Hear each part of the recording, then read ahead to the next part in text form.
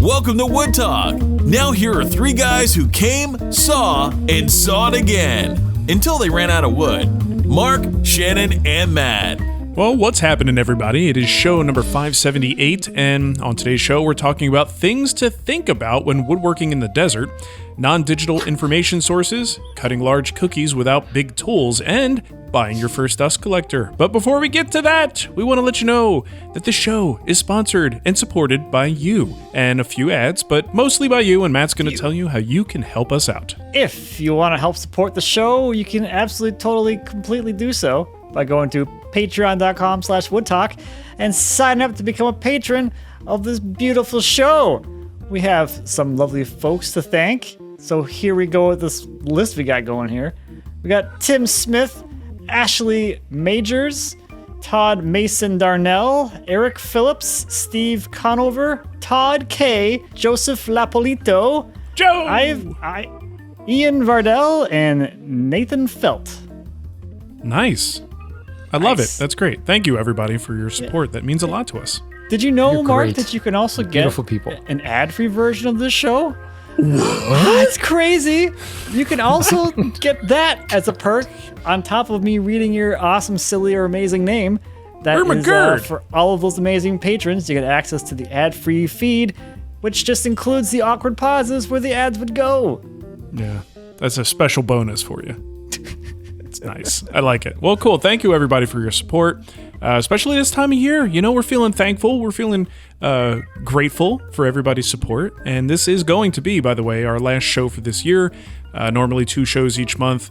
Things are just super busy. Like, we're really lucky to even have time to sit down and record this show today. So this will be the last show for 2024, and we'll have a little break, and then we'll see you guys in 2025. So just a little heads up on the schedule. Yeah. Yep. It'll be a new year. We'll put it this way. The time out required to record the show means that someone in my family probably will not get a gift. There you go. Well, it's on you, people. It's the sacrifice you're willing to make. Everyone's sacrificing. Even people not directly related to this. I got a dirty look from Nicole when she had to take Ava to her friend's house today because I was supposed to. And I said, well, Shannon is available now, so it's either now or never. And she just gave nice. Throw me under the bus. I appreciate that. I try to pass the buck whenever possible, and that was my opportunity. I mean, she can't say anything to you. I'm the one who's got to deal with her. She could. I mean, she would. If anybody, yes, she would. If she really call was me out on motivated Facebook enough or something like that. Yeah. Yeah. So, hey, I got a quick question for you guys. We just went through the whole Thanksgiving, Black Friday thing. Did either of you see anything great, even if you didn't take advantage of it, but did you see anything great as far as like a Black Friday deal or Cyber Monday deal related to woodworking this year? Anything catch your attention? School. Okay, besides our own crap. Way to go. Yeah, there were some good deals. What a fantastic deal. It had some great artwork that went along with the ad post about it. It was amazing. Ooh, well, yeah. That AI stuff. By the time people listen to this, the actual holiday sale artwork will be out, and I had fun with that one too. So, good deal. AI generated images are that's my new hobby. Apparently, you can spend a lot of time just tinkering with what results that you get. It can be fun. Yeah, tweak my prompt here. Honestly, I did take advantage of a few things from Rockler. They had deals on like all of the little project kits and stuff. Like I'm making 6-pack holders for a whole bunch of people in my family and friends and things like that. So I bought some of their bottle opener kits. I bought what are those things in the kitchen? Measuring cup kits, turn kits. Bought something else. What are those? I made that last week. You just turn the handle and it's just a scoop? Yeah. Okay. It's just it's a same as a pen. It's a mandrel type thing where you press it into the brass tube. But nice. They're nice, stainless steel, cup down through quarter cup. Mm-hmm. And I'm turning different handles, different colored handles for each one. And then the other one was measuring spoons. So tablespoon down to I think it's quarter teaspoon. So I think those were all like 25% off. I say whatever, it's over now. So yeah, it doesn't matter. They were 80% off. It was incredible. Nobody can get it for that price now. So, I didn't see much. I mean, I wasn't looking aggressively, but I was out there just kind of on social media, just seeing if anything comes up. You guys think the days of like I don't know. You remember when the big clamp sales would happen, like the Parallel, Bessie, and Jet clamp sales would happen? Like, are those days over? My wall of clamps is due to Black Friday. Yeah, courtesy of 30% off sales. Buy one, get one stuff. I mean, like, I saw a Powermatic Black Friday sale that was 10% off. And it's like, did you even try? Like, you're not even trying. That's the same like their Labor Day sale or whatever other sales they have every year. It's standard discount. It is true. I saw a lot of that 10% type stuff. And I have to believe that, I mean, Black Friday started, 2 months ago? Yeah. I mean, I've been pretty much. I mean, I even get Black Friday in July emails now. You know, the whole Christmas in July idea. And I don't know. I guess it's just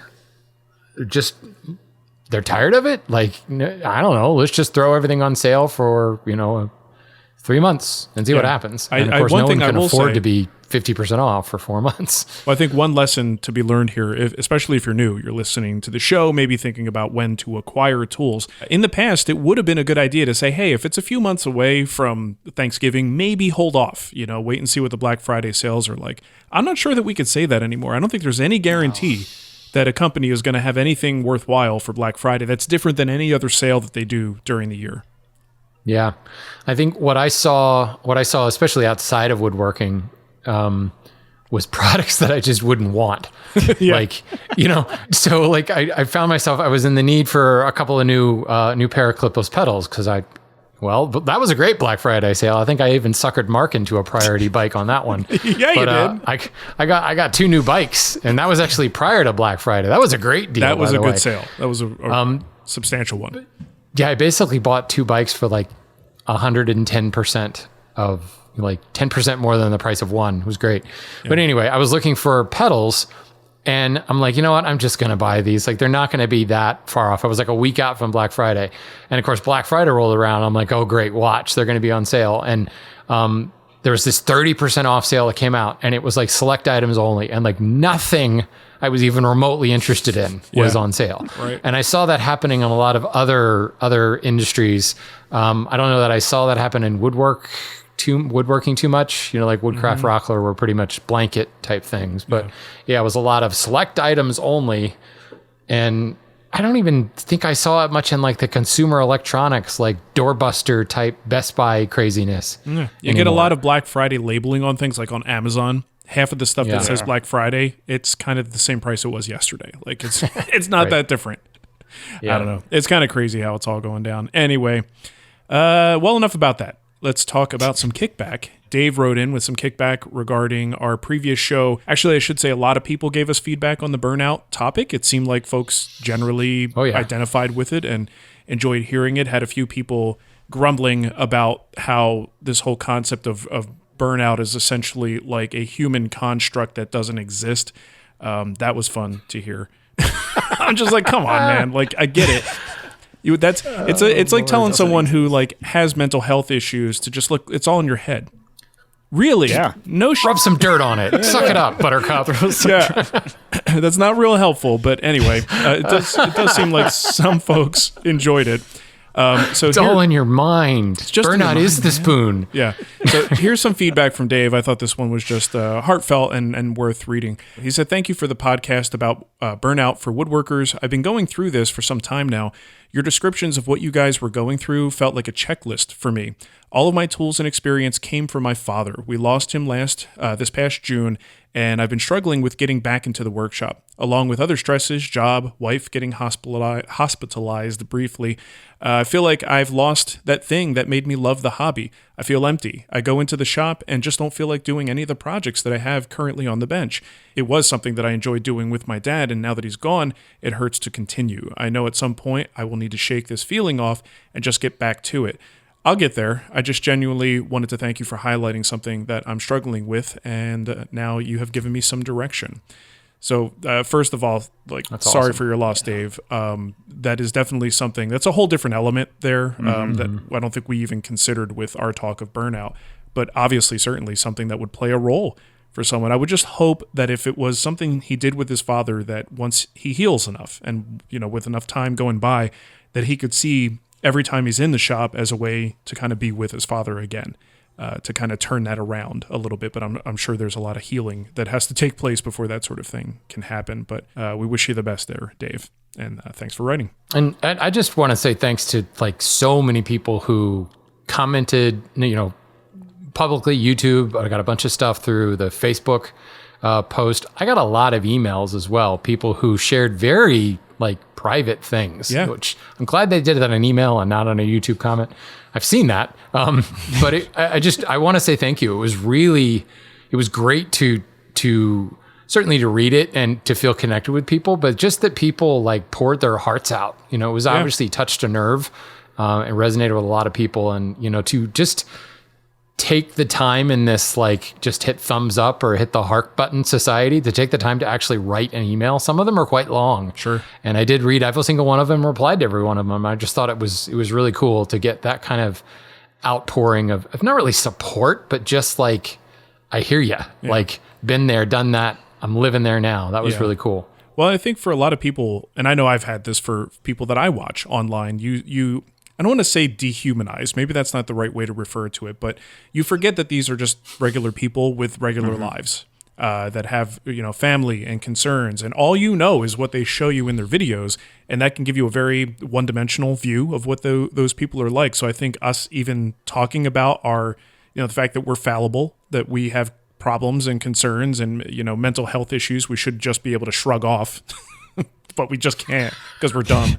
Those things, seeing we're just human, and a lot of times you just go, you get judged based on your thumbnails, your titles, like what our motivations are. And then sometimes it's just people just trying to make things work, and that's all it is, and that's okay. And hopefully, obviously it did resonate with some people. So it was pretty cool. And we promise not to have any heartfelt BS like that again for a while.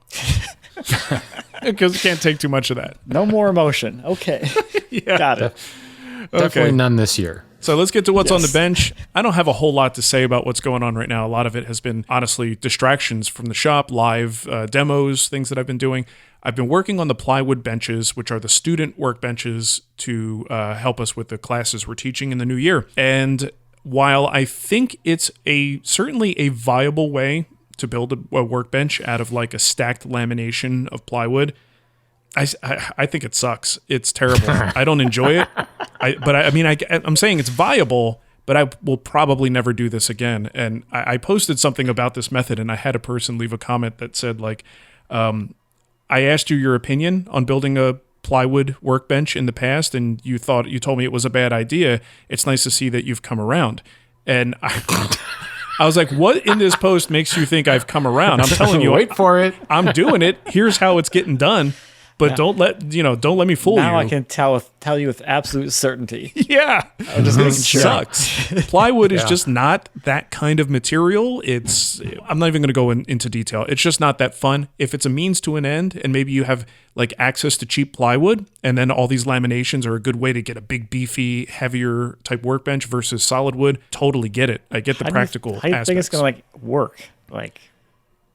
In use, I guess, not just building it, but like in use. There's a lot I don't know, because this is a 4-foot workbench. It's meant to be very, very small. So just by its very nature, it's not as heavy and doesn't have the wide stance of a full-size workbench, right? So I'm going to put a shelf on the bottom. The top is going to be a triple stack of 1-inch MDF, but it is super light MDF. It's still heavy, but it's a little lighter than it would normally be. Mm-hmm. So there's going to be a good amount of heft, but it has occurred to me that there may be a point if I see it not behaving, that I may have to like do the sandbag thing on the shelf on the bottom just to help the feet plant themselves. Yeah. So honestly, I don't know for sure. We'll find out. But the other thing too is it's a student's workbench. It only has to work good for a couple of days, or like work good enough for a couple of days. It doesn't have to be the perfect workbench. So I'm not stressing too much about it. How rigid is it? Or like how much does it resist like bounce? That would be my biggest concern. So yeah, that's a good question. I don't know yet. I have one that is mostly assembled in a knockdown fashion. The other 3 that I'm making are going to be glued together completely. I just wanted to show the knockdown method. But even that, man, like drilling through that stuff to make the access hole for the barrel nut or the cross dowel, and just the bits don't track, through multiple stacks of plywood. They don't track the way you want them to. The grain direction keeps changing every single layer. Right. Okay. And then here's the fun part. When you assemble the whole thing with narrow crown staples, and then you're not 100% sure where you're going to be drilling in the next step. Whatever. I'm not going to say that I hit a few staples, but I All hit a few kinds of different staples. densities and materials. You're Get drilling. those carboid bits out. Got to use those carbides. I actually went. So Yeah. I have an old bit set that I got from Home Depot, of Forstner bits when I first started woodworking, and I'm like, I keep these around for this very reason. There are just some things that, like, hey, if it happens, it happens. I'm not using my, like, what the heck are those other ones? Bormax, I think, is a real nice brand of the Forstner bits. Not using those on this. So yeah, Well, see, But you can do a video on sharpening Forstner bits. yeah, that would Yeah, be great. I know. Content. Except for when there's a giant chunk taken out of it, that might Get not get go the so well. grinder out. Let's go. But you know what the best part of this is? Plywood workbench, MDF top, and it's getting Andy Klein's vices Oh my on God. it. Nice. Absolutely. the ultimate- Brilliant that choice. is- Lip, Perfect. lipstick on a pig situation. It adds a fair bit of mass to it as well. So, Well, and true. ultimately, performance-wise. I I mean, most of your, or I think, especially for the way that I'm going to be teaching, it is mostly like the hybrid approach. It's not a ton of hand tool work.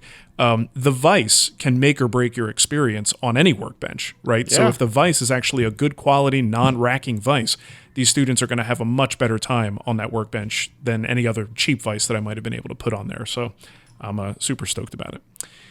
Okay, that's a enough for very me. good point. Shannon, When, what you got? when are those classes, just out of curiosity? I know you've said, but I don't know the exact dates off the top of my head, but it's one a month, January, February, and March. And we stopped there because they sold out really fast. And I was just like, I don't 100% know how this is going to go. Like, I shouldn't be booking these things out all year long until we actually do one. So we stopped at 3 classes. it'd be interesting, not now, in a future episode, to actually talk about what you've had to do in your shop to prepare to admit students. Yeah, that'd be And cool. like We could discuss actually teach, because I've had a lot of people who've brought up the same thing with me, and I've always claimed, well, I'm not insured for that, and I mean, I don't have the space, I couldn't pull it off anyway, but I know there's a lot of people who've talked about that, and it can't just be as simple as have places for them to work and open the door. Yeah, I mean, you want to talk about the insurance thing. That is still something we're figuring out, because as soon as you tell Right. your insurance guy, who has a hard time classifying you in the first place, that now that there's going to be these other people coming into the space, that's a very different proposition. And it's one that our current insurance company that we work with won't touch. They won't touch it at Yeah. all. So we have to do something else and figure out another solution. So it is a big deal, unless you just want to well, when you rely figure on it out. like having them sign something, what do you call those? I guess that's true. a waiver. I was going to say, waiver. Yeah, I was going to say that disclaimer. doesn't- That's not quite right. But a waiver recommended either. isn't going to really hold up ultimately. But I think honestly, dirty little secret about a lot of the like woodworkers who have classes that are on a smaller scale and kind of under the radar. Guess what they do? Nothing. They do a waiver and then hope for the best. yeah. Like, I don't think everybody's getting insured out there. So I don't feel like taking that chance. So we will be getting proper insurance, but certainly is going to cost us money to do it. Well, I'll talk more because there's definitely going to be a lot to it. So I'm happy Yeah, to. yeah. As you figure it out, that's why I discuss think that's a next year problem. We'll That's a figure it out. 2025 problem. All right, Shannon, tell us about your beer. Beer. It's a craft beer Christmas for me. I'm making 6-pack holders. I have a lot of beer in my house right now. Nice. I'm gonna have 8 of these all told, so that's 48 beers. And in order to I wanted to put 6 different craft beers in each 6-pack holder, so I ended up buying a lot of extra beer. So like my dining table is just covered in beer. It looks like a frat house right now. Looks It's like you have a fantastic. problem. Yeah, a really big problem. So yeah, I'm just having fun making little 6-pack holders right now in the Nice. shop, and the bottle opener things to go with them. Sweet. That sounds good. All right, Matt, what about you? Oh, that's me. Yes. It's you. Oh, Still Wake up, Matt. Wake up. plugging away on this kitchen thing, Still losing the race. It's pretty exciting. Keeps going. Let's see. Well, I don't know what we talked about last time. We got the appliances installed. I don't think I had those in last Oh. time we met and Nice. did this. One of the more frustrating parts of this whole thing has been the appliances. The fridge did not include the install of a panel in the installation package that I was sold, which was a nice surprise when they were there. And they're like, okay, we put the fridge in the hole, which took them like 10 minutes. You talk about the And then side they're like, panel? they're ready to, no, well, the front panel. because it's all panel appliances. Oh, so you're getting like they're like the kind of hidden look. Yeah, they look like the cabinetry. Is Gotcha. what it is. And the fridge panel is the only one I cared about because it's a sheet of moisture-resistant MDF, which is basically like HDF. So the panel itself weighs more than me probably going on that fridge. Okay. It's a 7-foot by 3-foot panel. So I'm like, come on, guys. It's the only one I care about. Like, yeah, we can't do anything about it because didn't sell you the installation package for the panel. So I was like, okay, this is kind of BS. So I'm like, okay. And then we had ordered different knobs for the range, which the range got delivered like a year ago. And I ordered the knob. I told the salesman, like, I need the right knobs for it that we wanted. And I followed up with him, like, right after I scheduled the install finally. I'm like, hey, did you get the knobs yet? He's like, no, I hadn't ordered them yet. So he just ordered them that day right before the install was going to happen. And then they came out without the knobs. So I'm like, oh my God. So then I drove all the way in the city to pick up the knobs just to be done with it. So we had the knobs for the holidays or for Thanksgiving. But whatever. I installed the panel on the fridge by myself somehow. It wasn't horrible, but it was awkward. Did that. I got the range installed. Did that myself too. The little tiny fridge is there. I have to make the panels for it still.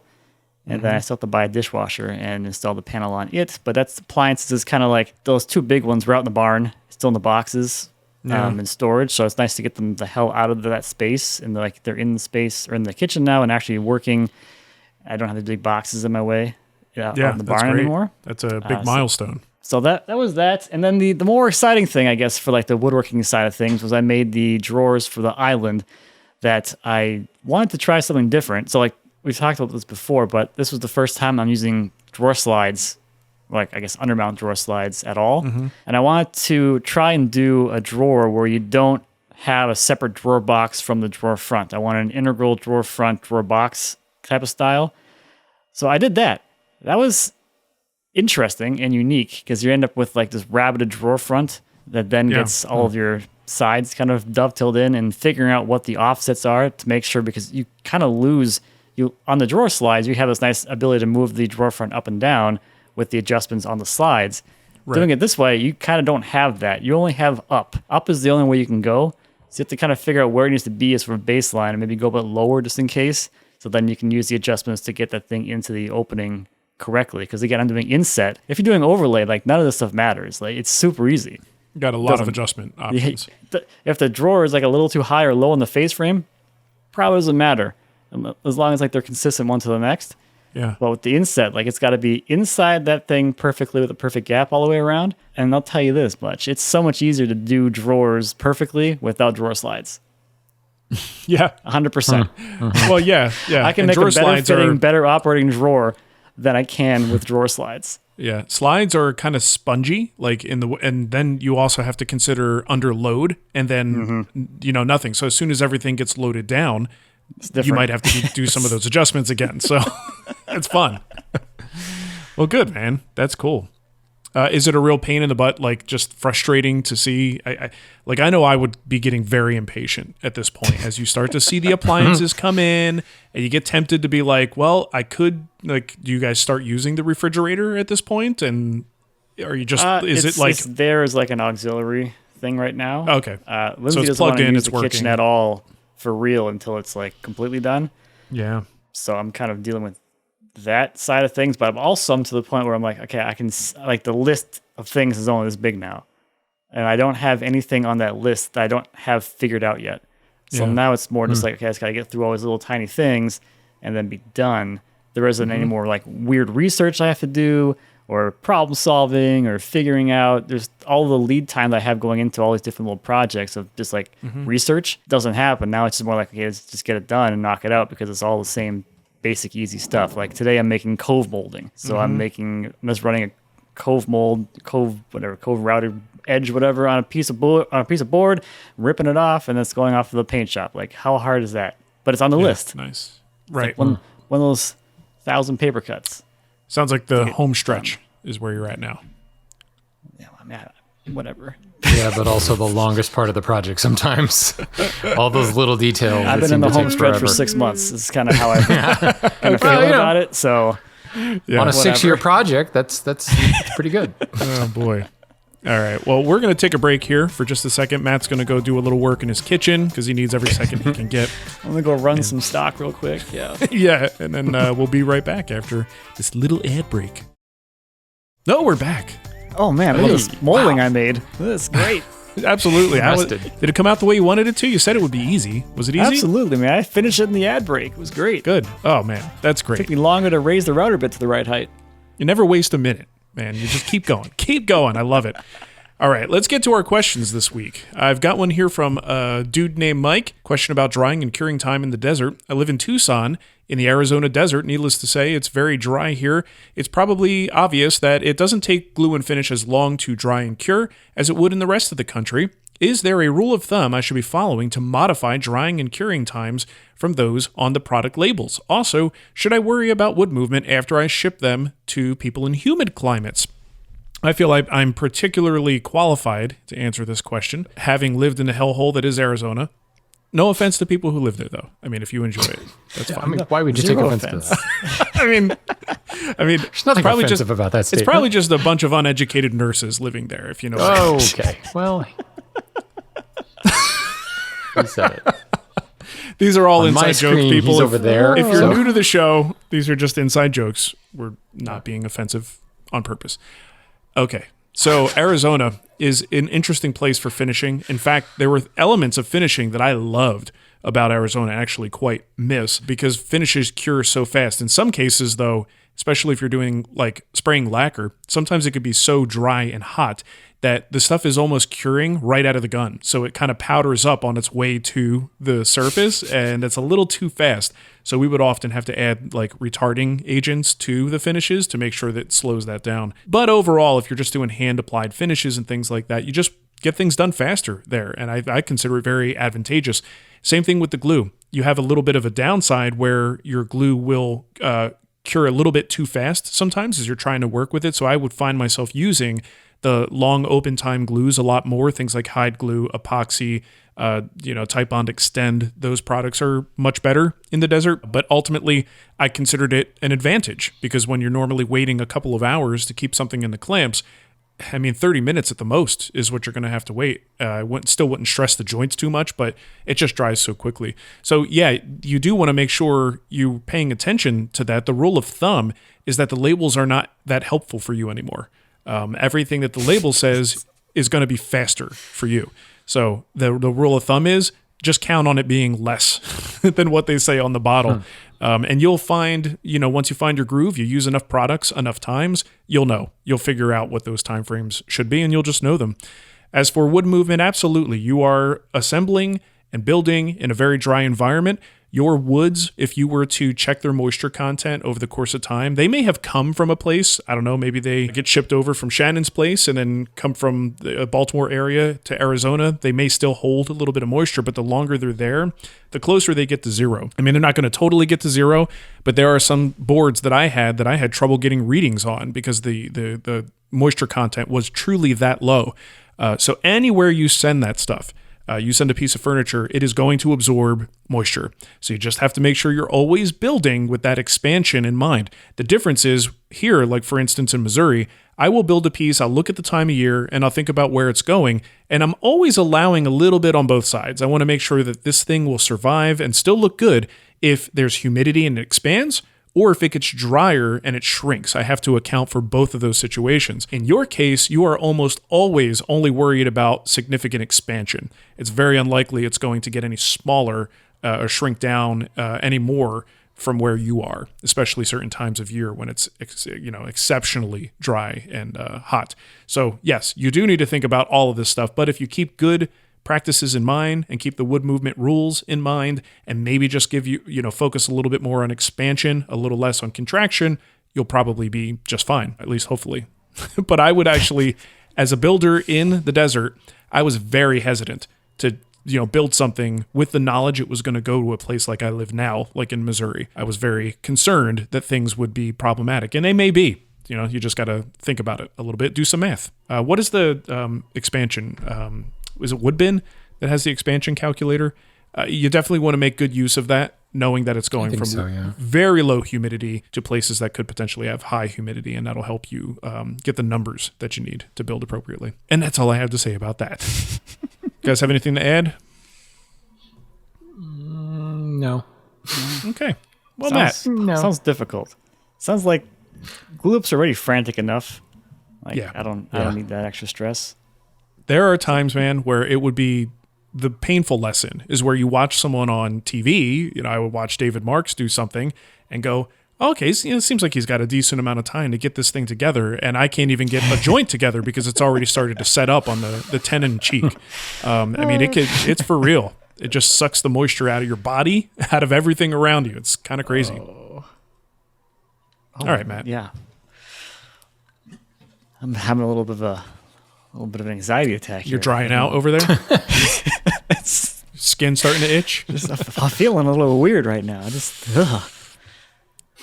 Yeah, my body didn't like it. I found that even in Denver is not that different in terms of humidity. It's a very dry climate. When I moved to Missouri, a lot of my throat problems and phlegm issues that I had kind of went away. There is actually something, my body prefers humidity, no doubt about it. It's almost like moisture is good for you or something. Moisture is good for me. It's good for everyone, just not too much. Can't take the boy out of Jersey. Gotta have that humidity. I needs it. All right, Matt, save us. This next one is for safe. No, you called up the wrong guy for that. All right, this is from Lucas. Lucas says, I assume that not all dust collectors are created equal. We purchased my wife's grandparents' house and her grandpa's wood shop. I found a new passion for woodworking and was was curious on what kind of dust collector you would recommend for someone starting out. He had PVC ran to multiple corners of the shop for a dust collector. Would a 2 horsepower, 35 gallon be overkill, or is it best to upsize to purchase one rather than buy a small one and outgrow it? Thanks for your show. It has been a well of knowledge and inspiration. I think he has us mixed up with Fine Woodworking Show. This is the wrong show for that. Mm-hmm. Oh, man. So I had a couple of higher level things to kind of add to this in the sense of just general advice, having actually gone through exactly this. So first off, just some details that were omitted from the question here was how big the shop is, and what size is the PVC that's already been in place and run. So I'm going to more focus on the collector itself, assuming that you have like a garage workshop, like a 2-car garage, like I used to have. Mm-hmm. As far as are they all created equally? What I'm assuming you're talking about here is one of those single stage units that's just basically, it's a blower with an impeller mounted to it, or a motor with an impeller mounted to it, a blower unit that then blows everything into a bag and a filter stack.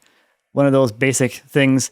Harbor Freight has everyone loves the Harbor Freight one. It's great. It's low cost. It works well. And everyone's got some kind of crazy mod to make it better. The issue with those ones is they're not really big enough, and they're not really meant to be plumbed into a whole dust collection trunk line. There's just not enough airflow coming through those things. So I understand that a lot of this is going to be budget, because it's not going to compare to a dust collector like a Cyclone or something that's going to cost a couple $1,000s when you're looking at a dust collector that costs a couple $100. There's just no comparison in performance.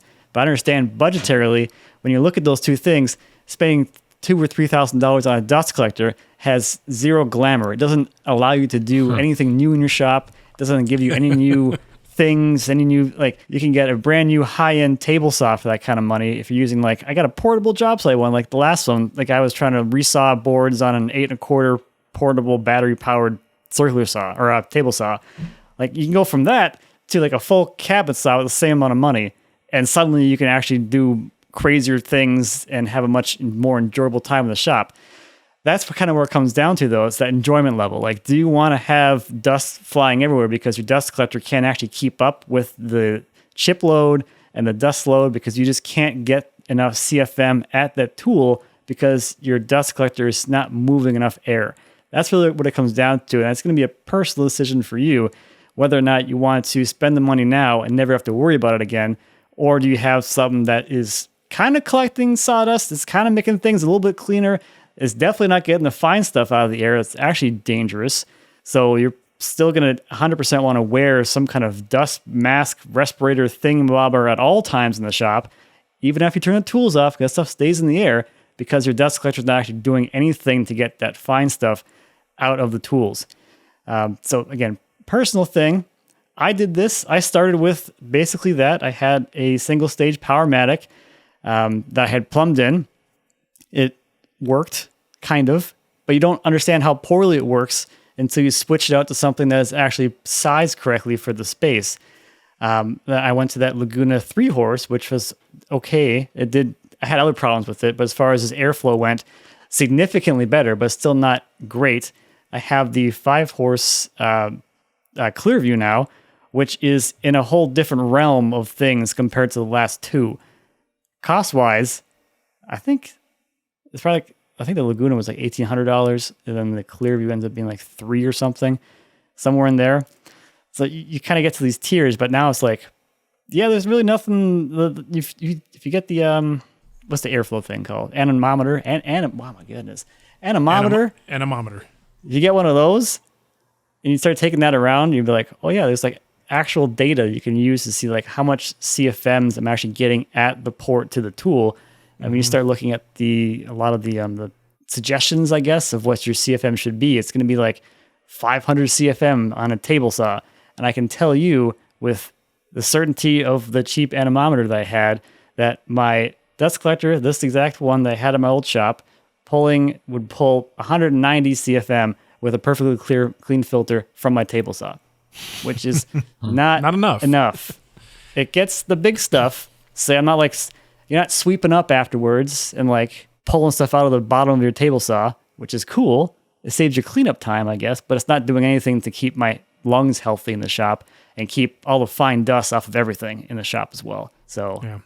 That's one of the most disappointing things. Like once as a new woodworker gets to the point where they go, oh, I need dust collection. Cool. Mm-hmm. I'll just get something that's just like a giant vacuum cleaner. I'll clean up all the dust. And you go, cool, I feel good about this. I'm getting all the dust. And then you go on a forum and find out that it's really the small particles that you're not collecting that are actually the ones that are the most dangerous. And you're like, well, now what do I do? Like, I've already gone down this path, but now I've got this bag that people are telling me produces even more of the fine dust and lets that into the shop. So yeah. It's a lot to think about too. If you just have the basic one, like the filter bag, yeah. I mean, you just smack that thing and bump into it accidentally, and you'll see. I just love like every time you fire it up, like shine a light on it and fire it up. And watch when the bag inflates, all the dust that just poofs out nice and spreads into the shop. It's just like, that looks good. That's nice. Yeah, it's not a like you said, Matt. It's not one of those fun purchases. But if you are investing in your future, I think this is definitely a place where spend the money now, and then this way you won't regret it later, and it'll be a healthier, more fun experience in the intervening time. Okay, Shannon, I think you're up. This is from Dane. He, some time ago, 15 years ago, picked up a few trunks of a felled tree from Craigslist because they had some burl. It's been a huge obstacle in the shop because I don't have any power tools big enough to break it down. It's about 17 inches across the smallest dimension. And even with the riser block, my Powermatic bandsaw can only resaw 12 inches. So I wanted to make a stool for my wife, and I thought I'd do a slab seat with Maloof legs. And I figured this chunk of wood was going to be good for that. So I pulled out my Distin D8. After an hour or so, I finally dropped the 2-inch cookie. I was sweating and cursing and am so sore now. So the questions are, leaving aside, buy a bigger bandsaw or build a Cremona mill. Is there anything I could do differently? I did wax the plate regularly and worked around the log to ensure I was cutting straight and uniformly. So this is a 3-part question. Let's just address this first. And I like this question because the immediate answer is, well, you need this tool or this tool. Yeah, maybe. But how often do you do this type of work, right? I mean, he's had this thing for 15 years. He's been avoiding it all this time and obviously has been able to carry on with his life woodworking.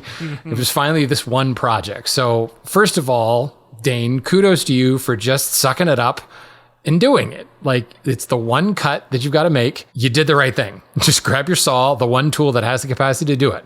So what could you do to make it a little bit better? And we're going to include a picture of this in the show notes, but there's a, big old piece of of burl here, and he's got it sitting on a saw bench. The first thing I would recommend, and this is easier said than done, is make sure that it is secured. An irregular shaped burl could be particularly difficult, but if that thing is rocking around or moving or even grabbed poorly in a vise and it's sliding, you're spilling energy left and right. Every saw stroke you make, if the board is moving, you're like reducing the efficiency of your saw and you're cutting even slower. So do what you can. Sometimes the best way to hold wood like that or a workpiece in general is not clamping it, but putting it against a passive stop. So using a series of pegs or wedging it between, I often will wedge between holdfasts on the front leg of my workbench. And there's not actually anything holding it. But as I push forward on the saw where the force, the vector of the saw is pushing right into that passive stop, it actually holds so much better than trying to clamp it. When you clamp it, inevitably, the bigger the saw, the more force it's going to exert, and it will still slip in even the best devices. So a passive stop will help you a long way. The next thing is, you've got your Distin D8. It's shown in his photo. It looks to be about a 6 points per inch saw. Yeah, it's not the right saw for it. Things would be a lot easier if you had a better saw, but again, let's not go down that road. Keeping that plate waxed is absolutely important. The important thing, I think, here from a body mechanics perspective is position yourself. A lot of times, if it's at the wrong height, if it's too low or it's too high, you're working using a lot more of your shoulders and your upper body and your arms when you're sawing. And you may think that I'm hand sawing, I should be using my arms. There are a lot of ways you can position the work so that you're using a lot more of your torso and your legs in order to do that work. I find that when it comes to resawing, whether I'm using like a wide frame saw or I'm just using a regular hand saw, if you drop your stance low enough and focus on stepping forward with each forward stroke, you're engaging your entire torso and all of your legs, and your arms are doing very little. And that's the part that really gets you tired out and gets you sore. Moreover, when you're trying to push a saw through a long 17-inch cut like that, if you push too hard, frankly, the saw is going to jam and it's going to stutter and it's going to, cause even more soreness, and it's also going to cause a roughness of cut. Efficient resawing is really very smooth, and it should feel like very little effort. Obviously, the lower the pitch, the finer the pitch of your saw, the more effort it's going to take. But that body stance and allowing you to just kind of keep your elbow cocked on that saw and stepping forward into the cut instead of pushing forward with your arms will make things so much more efficient. And not only will cut cleaner, but it'll tire you out a lot less. Final thing is make sure you're taking full strokes. Now, he's got a Distin D8, so it's probably a 26-inch saw. He's got a 17-inch wide piece here. So less than half of the saw is exposed on the far side of the cut. Probably more like 6 inches of the saw is exposed on the far side of the cut. That means that only the first 6 inches of that tooth line is dropping the sawdust in the back side of the cut. So that first 20-some inches of the saw is getting clogged up with sawdust. So when you pull back with your backstroke, make sure you pull all the way back so that all the dust drops out of there. So that when you initiate the next forward cutting stroke, you're allowing those gullets to have room to take up more sawdust. What I find is people tend to only pull back a little way, and then maybe the 6 inches of the saw near the heel and the 6 inches of the saw near the toe are the only parts exposed from the kerf, and that's the only place where the dust drops. Meanwhile, that middle 10 to 15 inches of the saw tooth line is just filling up and filling up and filling up with sawdust, which those teeth stop cutting, and it also produces a massive amount of friction, which is heating up, causing movement issues, tension issues. It's melted the wax right off that blade, and it's starting to get gummy into the sawdust, and it's actually creating more problems. So twofold here. Taking that longer stroke is going to clear the dust and allow the saw to actually cut on the forward stroke. But taking a beat, when you pull back on that saw and you're about to push forward again, take a second. Count to 1 if you want. That's going to allow the sawdust to fall out. It's going to give you a second to pause and let the sawdust fall out, but it's also going to give you a second to catch your breath before you take that next saw stroke. And you may be thinking, well, yeah, my stroke frequency has gone way, way down.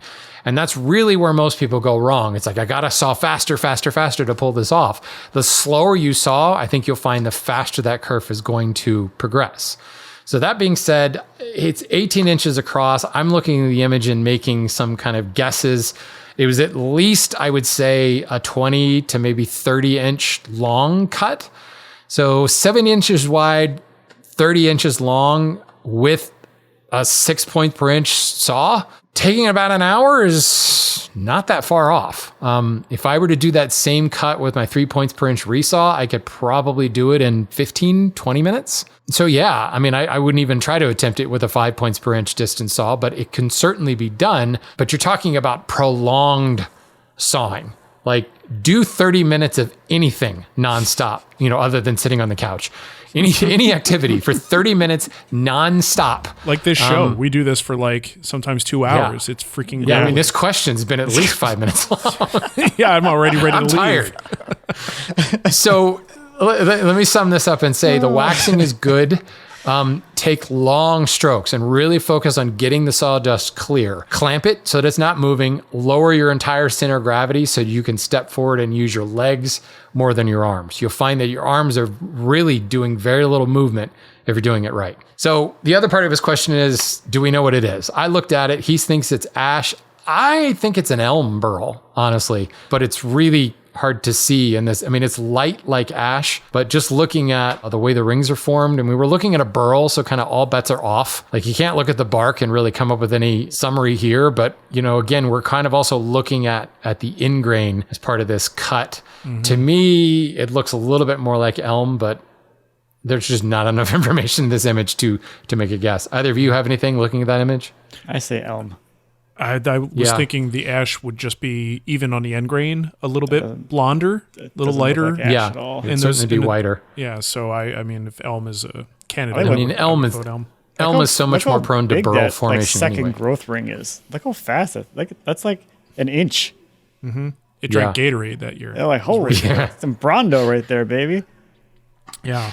The other thing is he's asking about using this as a seat. And he wants to do a maloof joint on this thing. Mm-hmm. I'd be a little bit concerned about that. Maybe it's an overblown concern. But you're doing a maloof joint. Go ahead. We're looking at an ingrain cookie here. Yep. Not a face grain piece. So, I don't know. I mean, I guess on the seat. Yeah. Because part of it, just the top quarter of it is actual burl. The rest of it is the regular trunk. Mm-hmm. So imagine, for those listening, concentric rings of a tree. So we're getting one big in-grain cookie with a little bit of burl off to the side. I mean, burl has no grain direction, right? It's all over the place. Burl isn't doing you any favors at all. Mm-hmm. But from a brittleness, as far as short grain, I have concerns. Plus, there's already a bunch of checks and stuff in it anyway, as you would expect. And the last part of his question is he's thinking about using CPSE, clear penetrating epoxy, for those who haven't listened to the show ever, because we've talked about it a lot, and doing a little bit of tinting to fill the cracks and the voids and all that fun stuff. Is there anything else you would think about doing? He says there was a little, but not a ton of tension as he cut the cookie off. Well, yeah, because you're cutting off what he said, a 2-inch section. You're cutting off a 2-inch cookie. There is no tension because there's only 2 inches of wood grain fiber there to promote any tension. Mm-hmm. I don't know. I question the entire thing. I mean, once you start to put any kind of lateral pressure on that maloof joint, you're really asking a lot of that grain to not separate. Yeah. And I mean, even cutting the maloof joint in that piece of end grain, as if you guys aren't familiar, Google it, you'll see what it's like. You basically put a notch on what would be the seat, and then it kind of becomes rabbited. And then the leg also winds up getting a little bit of a groove that would fit onto that rabbit and interlocks. It's a great joint, but I think in this context, it just makes me a little bit nervous about how well that thing's going to hold up. I could see that it's shearing right off. Yeah. Yeah. Well, I mean, the cracks in the seat itself, it might actually shear off, like, not at the joint, like when you sit on it. And, yeah, I mean, we don't know. He said stool, right? So I don't know. So 4-legged or 3-legged stool, whatever. But hopefully you've got some support at the front. The lines on his picture are the shape of the stool blank. It's a 3-legged looking thing. Oh, I see. Yeah, he's making kind of like a blunted I'm assuming triangle. That's what those lines are on there. It's like a triangle kind of shape with the corners clipped. Yeah. Mm-hmm. Man, you got to watch that. It just makes me nervous thinking about that. In which case, he's cutting off almost all the burl. Yeah, that's what I was kind of noticing too. Which is fine. Use that for something else. But yeah, there are some issues here. I would want some sort of bracing support underneath the center of that seat because it's just going to continue to crack. And I have mixed emotions about epoxy as filling cracks when you're under dynamic load.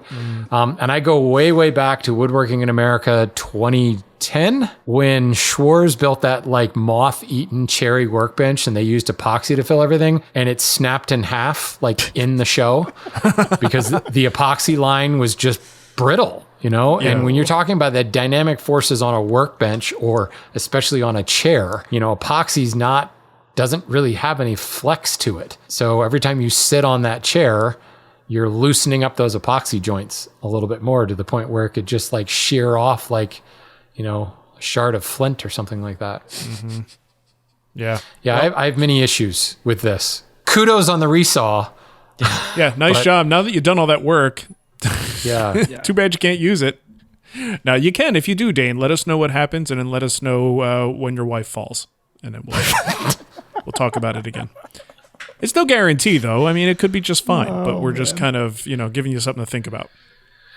Let's just give him some answer. If you want to use epoxy to fill those cracks, cool, but I would also use like a physical, like a butterfly spline too. Mm-hmm. And you can use the epoxy just to, to fill in the gaps so that they don't collect dust. But I would definitely use something else because it's probably going to continue to crack and split. And at least the butterfly spline will maybe prevent it from becoming two parts.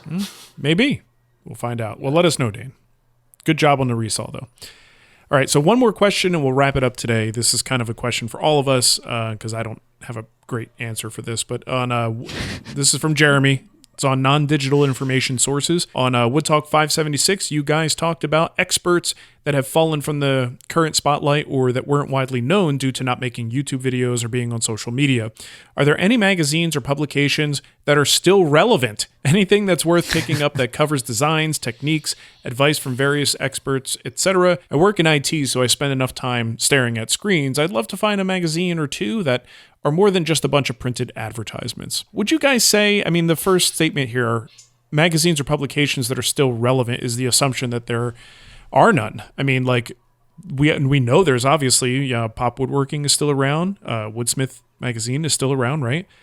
Fine Woodworking, of course, is still around. And then you got boutique-y kind of things like Mortise and Tenon magazine is still doing their thing. Even if they're alive and doing something, the magazines are still there. You think we're at a point that we would just blanketly call them irrelevant just based on the fact that like everyone has switched to other means of getting their information? Well, even they have too. The information is still relevant. They're still doing projects and techniques and, every now and then you get those silly joint test things and tool review things. But I've always had problems with projects in like, if you've ever tried to build a project from a magazine, there's inevitably that point in the middle where you're like, wait, what do I do now? Like, how did you get from that picture to that picture? Turns out that's a funny thing I noticed too, even about the woodworking shows.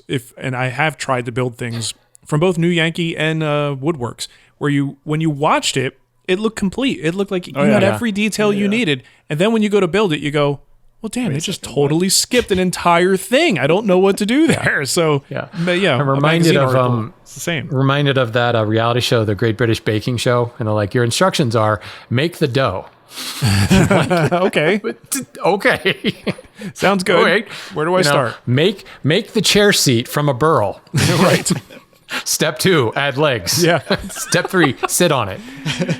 So essentially, I think the magazines are definitely still relevant to the people that read them. And if you're just not into print media, then it's not relevant to you.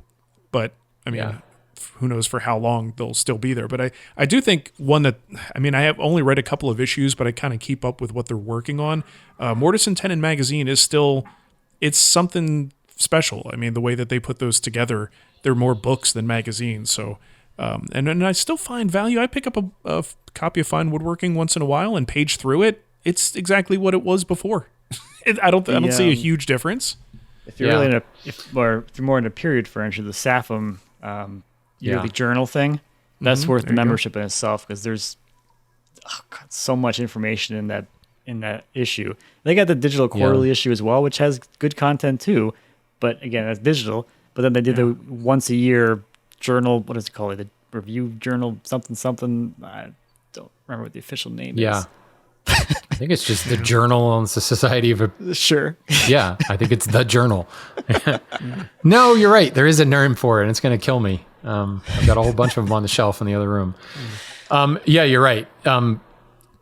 That is similar to like Mortise and Tenon, where it's almost like an academic journal. Neither of those magazines you're going to go to for how-to. It's going to be like the history of a movement, the history of a piece of furniture. There has been some great stuff in the SAPM about, I've actually seen like, line drawings and things of a specific piece, specific Chippendale chair or something like that. Mortise and Tenon is certainly not going to give you a step-by-step on anything. So it just depends on what you're looking for. If that's what you're looking for, Wood Magazine, it's still there, isn't it? I think so. I think so. Now that they all combined, Wood was always, it's all tricky. Yeah, I mean, wood to me was always like the beginner. That it's like if you make small projects like boxes and stuff, wood was the go-to, and they had power like tools. full-size plans Only in it power and tools. things. Power tool focus. Yeah. Yes. Yeah. Well, I built the stuff by hand from that book for many years. You can do it. It can't be done. But yeah, I don't know. The thing is, the ads are there. Like, you don't have to read them. Usually the ads, I'm going to say usually because there are some times where they're full page ads that are very cleverly disguised as content. But they're going to be there, but you could still work around those. I mean, ultimately, if Jeremy has the desire to have pages instead of, videos, this stuff is there, and there have always been ads. I mean, I'm sure they've gotten worse. Like the proportion of ads to content has probably gotten worse, but you could still turn that page. If what you're trying to do is learn about woodworking, consume woodworking content without staring at a screen, there are books. Like they don't have to be magazines. There's still lots of books, some great books out there. Yeah. Choose your area of interest and you will find a book about it. So, dude, I went to Barnes and Noble the other day and just kind of went through the crafting area. I remember the woodworking section used to at least be like one stand, like one section, top to bottom would have been a stand. Then it became like half of it. Now there is basically, at least our Barnes and Noble here, it's a shelf, and it's not even the full shelf. It's amazing how small anything related to woodworking has been shrunk down, at least at Barnes & Noble. I don't know what that says, but interesting to think about. Okay, well, I think that's going to do it for us, guys. Remember, this show is made possible by the generous contributions of our patrons, and if you'd like to help out and get your name read on the show, yay! And also get that ad-free version of the show, you can head over to patreon.com/woodtalk. Yeah, what he said. And, we appreciate the questions this week, and we're sorry if, Dane, if we basically just pooped all over your idea. But that's one of the risks. If you send in questions, we could say you're wrong, and you're doing that wrong. So we don't answer your question. Yeah, sometimes you might be felt better if we had avoided your question instead of answering it. So with that strong incentive, send your questions over to woodtalkshow.com. There's a contact form there. You also can email us at woodtalkshow@gmail.com. Record a voicemail if you like. Send it to that address. Hook us up on Instagram with a question. You can find us there at Woodtalk Show, right? Yes, indeed. Woodtalk Show. Yeah, I had to think about that. And since it's the last show of the year, I want to say a big thank you to Todd, who puts this video together, edits the audio, well, basically just extracts the audio from the video, but hey, he sweetens that audio. That's true. He's doing both audio and video for this. Yeah. So thanks, Todd. Working you hard. make this show possible, because if it was up to one of the three of us to do that part of this, there just would be no show. It would just be audio only. That's for sure. Well, a big thank you also to everybody who listens. We know, it's been a crazy year, and hopefully our show provides a little bit of, maybe a distraction from some of the crap that's going on out there, things that might be bothering you. And maybe you're just trying to get away from your family around the holidays. Go off to the shop and listen to some Wood Talk. We always appreciate that. So hope everybody has a great holiday season, a great Christmas, if you celebrate that, or some of the other holidays that I'm not going to remember off the top of my head. And a Merry New Year. And a Merry New Year, too. All right. Well, thanks for listening, everyone, and we will see you next time. Bye. Bye-bye. Bye.